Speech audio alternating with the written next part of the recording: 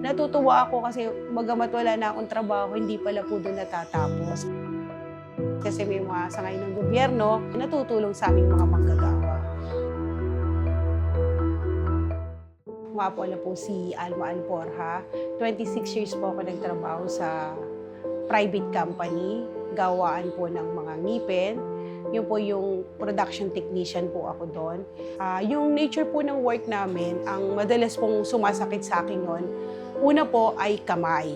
And then yung leeg ko po, upper hanggang lower po kasi po nakaupo po kami niyan eh. Hindi po kami pwedeng tumayo unless kung iihi ka, dudumi ka, or magbe-break kayo ng 15 minutes lang po. Sobrang sakit po kasi namamanhid po pagkatapos namin mag-work.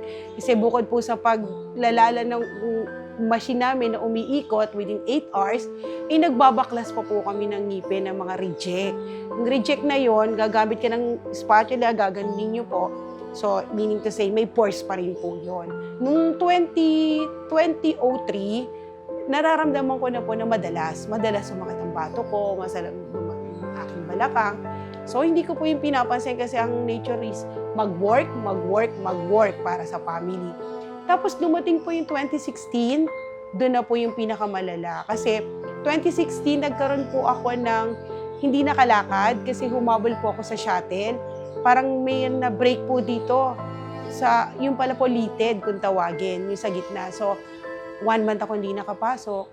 Doon nag-umpisa na po, doon ko na po naramdaman hanggang sa minsan bumangon ako na hindi ko na po kaya igalaw yung right hand ko hanggang sa may baba. So, akala ko po na paralyze ako. Nung lumabas po na meron po akong diferensya sa leeg at sa balakang po, parang humuhukot daw po yung sa leeg ko, pinakamaano po daw is yung sa leeg ko. Tapos yung carpal tunnel ko po, malala na rin. Nung mga panahon na yon, hindi ko pa rin po alam na positibo din po ako sa diabetes.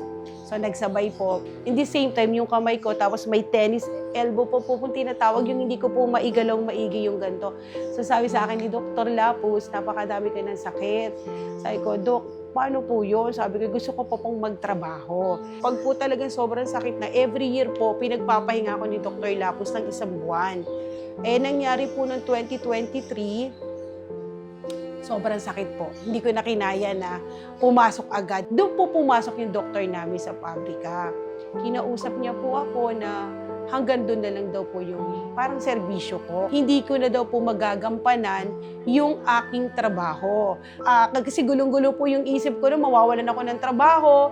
Tapos nandiyan na yung manager's check, pinapipili na po ako ng Dole Region 4 kung ako'y babalik sa work or hindi. Doon naman po ako sa isip na siguro hindi ko na talaga, alam niyo yun, wala na akong silbi after 26 years. Pumasok na po sa isip ko na bakit gano'n ang kumpanya? Ang tagal ko din naman nag-service sa kanila. But ito yung masakit na yung katotohanan na parang ayaw na nila sa akin. Si Sir Jeros po ng ECC Dole ang tumulong sa akin para ipaglaban po na nakuha ko ang sakit ko sa kumpanya at hindi po sa iba. Doon po nangyari na September 5, wala na po akong work.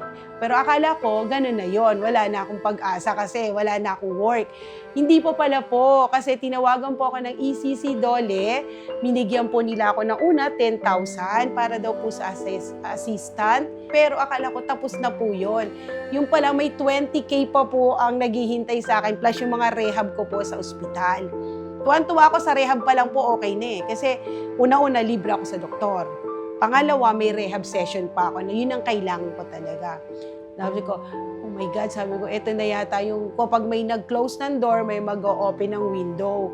Sabi ko, eto pala yung sinasabi nilang ECC Dole. Sabi ko nga, siguro ito yung way ni God na mawalan man ako ng work, nandiyan na ECC Dole, nandiyan ang mga kasamahan ko na dati, at ang mga pamilya ko, at higit sa wala, naggagawa ko ng magaan yung lahat na positibo. Hindi yung pag wala ka ng trabaho, eto na yung last ng katapusan ng mundo, maglulugmo ka na lang. Hindi pala, marami palang possibility. Alamin lang natin kung ano yung karapatan natin. Tutulungan tayo ng gobyerno kagaya ng ECC Dole. Nakatulong po ang Easy Benefit sa akin kasi anuhan po ako ng SSS ng 17 days na cervical related po sa aking sakit. Akala ko po okay na po yun, 7,000 plus po yung nakuha ko. Hindi ko po alam, meron pa pong mas malaking dumating na biyaya sa akin. May tinatawag po daw ang SSS at saka EC na double compensation po. Kaya po tinawag na double, meron po akong SSS at may EC. Nabigla nga po ako kasi mas malaki po yung EC ko, it's 9,000 plus. Pas yung SS ko is 8,000 plus. So, meaning to say, 19 or 18,000 ako a month nang nagagano within 15 months. Tapos po, hindi ko rin akalain na meron po palang negosyo pa na ibibigay ang ECC. Doon sa seminar, sinabi nila, pinakilala nila ang DTI, pinakilala nila kung anong business na gusto mo. Ang naging negosyo ko po ay baking. Nag-umpisa po ako sa una pong tinaray ko ay brownies. Naging successful ako po sa brownies. Isinunod ko po ang banana cake. Sumunod po ay crinkles. Ang mga parokyano ko po ay mga bata na nadaan lagi sa daanan namin kasi naglalabas po ako ng konting maliit na table, and then nakikilala nila. Tapos yung mga teacher na binibentahan ng kapatid ko, nagsasabi na okay naman daw po yung product ko. Ang next plan ko po sa negosyo ay magpa-registered sa DTI kasi lumalawak na po yung mga reseller ko at gusto ko rin po mag-supply sa mga school ng aking mga baked goods. Ito na po ang bagong food cart ko, bagong paggawa lang po to, wala pa pong signage, pero po susunod magkakaroon na po yan. Ako po ay lubos na nagpapasalamat sa ECC Dole dahil tinulungan nila ako kung paano ako lumaban bilang manggagawa. Hindi po nila ako iniwan, kaya ako po ay lubos na nagpapasalamat ECC Dole, hindi lang sa negosyo. At ngayon po ay pinakikinabangan ko din ng partial disability. Maraming salamat po ECC Dole. Ako po si Alma Alporja, dating factory worker, nagkasakit dahil sa trabaho. Negosyante na ngayon, nakabangon sa tulong ng ECC.